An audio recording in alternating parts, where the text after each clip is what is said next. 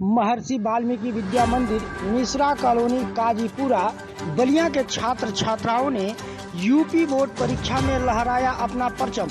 जी हां, खबर बलिया जनपद के महर्षि वाल्मीकि विद्या मंदिर विद्यालय की है, जहां के छात्र छात्राओं ने हर साल के भांति इस साल भी यूपी बोर्ड परीक्षा में अपना परचम लहरा दिया है। हम बात करें इस विद्यालय की, तो इस विद्यालय में हर साल परीक्षा परिणाम घोषित होते ही अच्छे अंक प्राप्त कर जिले में ही नहीं पूरे प्रदेश में छात्र छात्राएं अपना परचम लहराते हैं। अच्छे अंक प्राप्त करने वाले छात्र छात्राओं को विद्यालय परिवार के तरफ से मिष्ठान खिलाकर व शील्ड देकर सम्मानित विद्यालय परिवार ने किया। वहीं छात्र छात्राओं के उज्जवल भविष्य की कामना भी की। जब इस संबंध में विद्यालय के अध्यापकों व छात्र छात्राओं से जब बात किया गया तो उनका क्या कहना है, आइए सुने पूरी रिपोर्ट।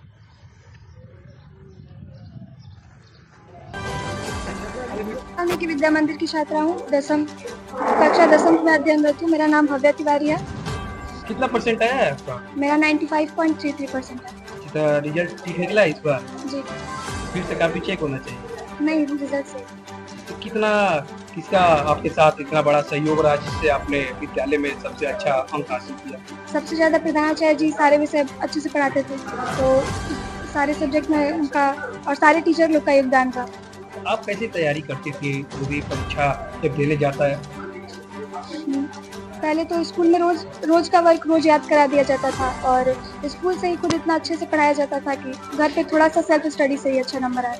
क्या विद्यालय की ही पढ़ाई चल रही थी, कोचिंग वगैरह की? नहीं, विद्यालय। सुबह क्या कंडीशन होगा जब रिजल्ट आने वाला है? थोड़ा सा टेंशन था पर खुश जा रहा है। ठीक आया है रिजल्ट। अब आगे क्या तैयारी रहेगी?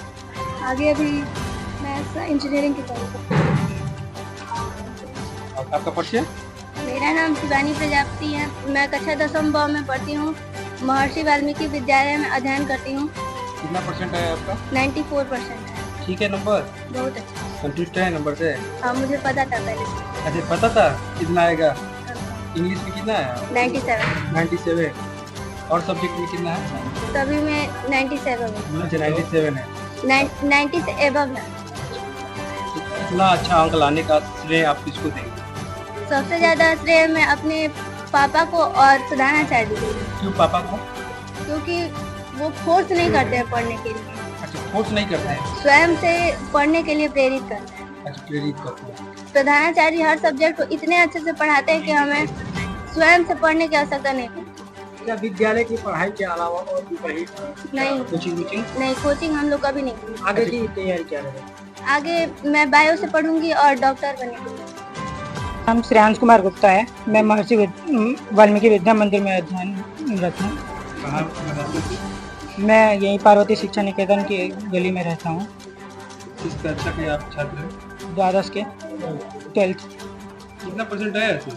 94.4%। 94 जी। अब क्या उम्मीद रहेगी? उम्मीद यही है कि इससे थोड़ी और ज़्यादा मेहनत की ज़रूरत थी और आगे भविष्य में इंजीनियरिंग की तैयारी करनी है। तो कहीं ना आप 94% से आप संतुष्ट नहीं हैं? संतुष्ट हैं, पर मुझे थोड़ा अंग्रेजी विषय में और मेहनत की ज़रूरत थी। कितना मेहनत करते थे पढ़ाई में तो जैसे पूरे साल भर जैसे था कि डेली का वर्क डेली करते थे, लेकिन जो परीक्षा से 1 महीना पहले का समय होता है वो बहुत ज़्यादा महत्वपूर्ण होता है। उसमें जो अच्छे से मेहनत करता है उसका अधिक नंबर आता है। और भी छात्र छात्राओं के लिए कैसा संदेश रहेगा? और भी छात्र छात्राओं के लिए यही संदेश रहेगा कि आप डेली का कार्य डेली करेंगे तो आपको परीक्षा के समय कोई परेशानी नहीं होगी, सफलता मिलेगी। प्रधानाचार्य के लिए क्या कहेंगे? किस तरह वो आपके साथ हमेशा मोटिवेशन करते हैं? प्रधानाचार्य के लिए यही कहेंगे कि वो हमें हमेशा हमारी गलतियों पे डांटते बोलते रहते थे, हमारा मार्गदर्शन करते रहते थे और उनका पढ़ाने में हमारा बहुत अधिक योगदान रहा है। धन्यवाद। विशेष कुमार सिंह, परिखरा बलिया के 10वीं में 90.33।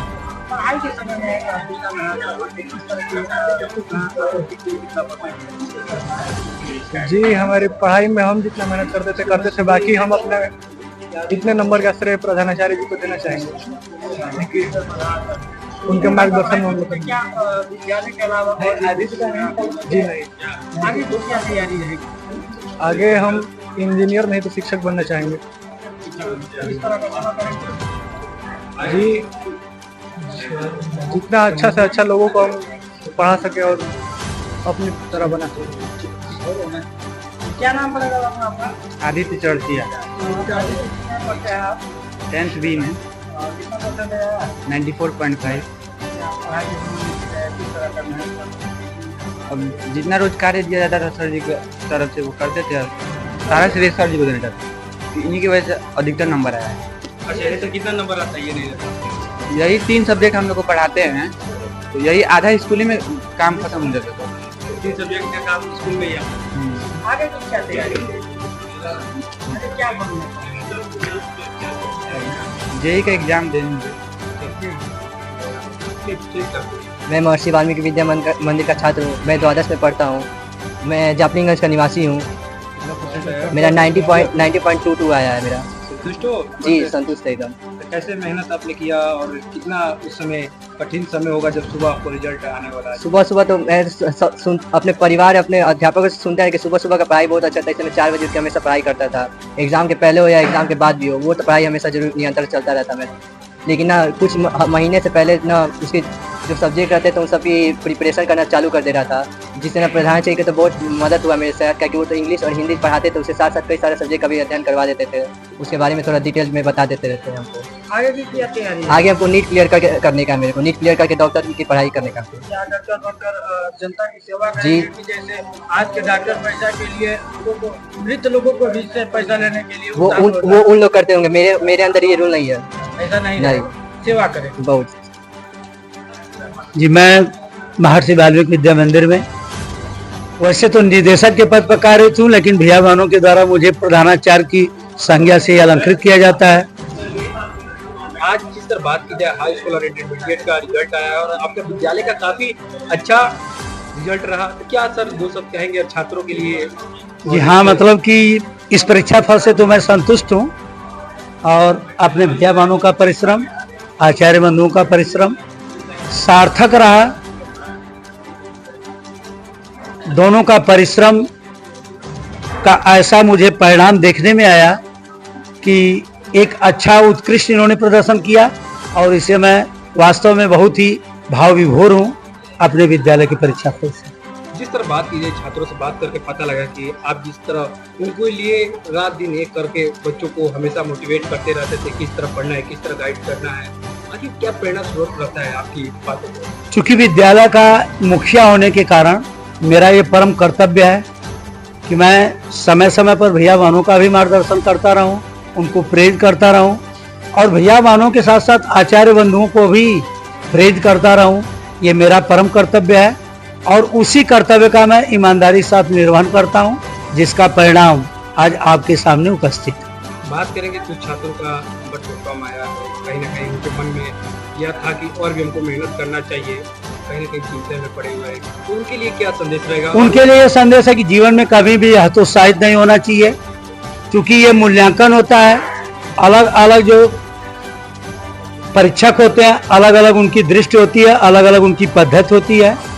तो कभी कभी ऐसा भी देखने में आता है कि कुछ विषय में भैया बहन बहुत अच्छे अंक प्राप्त कर लेते हैं और कुछ विषय में कुछ कम अंक प्राप्त कर लेते हैं।